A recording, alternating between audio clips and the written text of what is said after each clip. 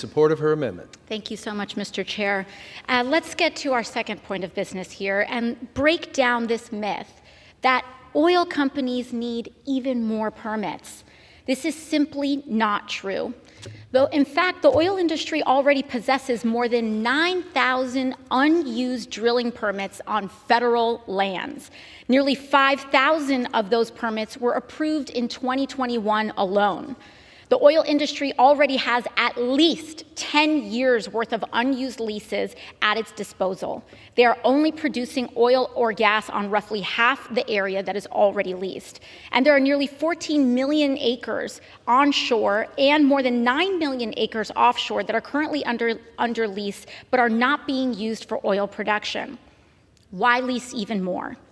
My amendment prohibits oil and gas leasing on federal lands in a way that would increase even further our net carbon emissions. That is to say, we shall not include any federal lands where oil and gas leasing would increase net carbon emissions. I urge the adoption of the amendment and yield back. Gentlelady from New York yields back. For what purpose does the gentleman from South Carolina seek recognition? Mr. Chair, I rise in opposition to this amendment. The gentleman is recognized for 5 minutes in opposition to the amendment. Let me state again that H.R. 21 is about strengthening the SPR by requiring non-emergency use to be accompanied by a plan to produce American oil resources.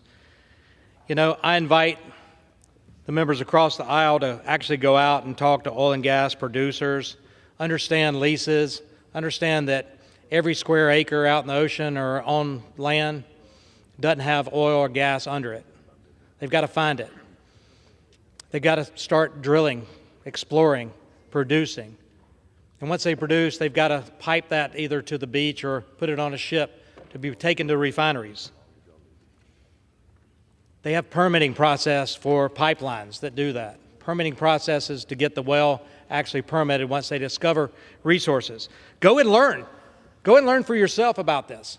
Educate yourself on how America attained its low emissions. If you care about the air quality, you care about climate change, natural gas is what got America there. Educate yourself on that. Then we can have a better debate about future resources, future energy production. But this debate tonight is not about any of that. It's about the SPR. It's about the fact that the Biden administration drew down on the SPR for one purpose, to lower gas prices for Americans right before an election. That's influential politics. This is about efficient, clean American energy production. Efforts to reduce our production means the world relies more on nations that do not impose state-of-the-art controls on emissions. Think Russia, think China. Think about what America has done. This amendment would limit clean energy, American-produced clean energy, and increase emissions-heavy foreign energy. You know, it hurts me when I see an American LNG tanker in the Boston Harbor when we have a natural gas here in this country, cleaner burning natural gas. This is about the SPR. As chair of the Energy Subcommittee, I look forward to a lot of debates on energy resources, American energy production, and clean energy, and what works to make America energy dominant once again. But we're not doing it tonight. We're going to talk about the SPOR. We're going to talk about replenishing it.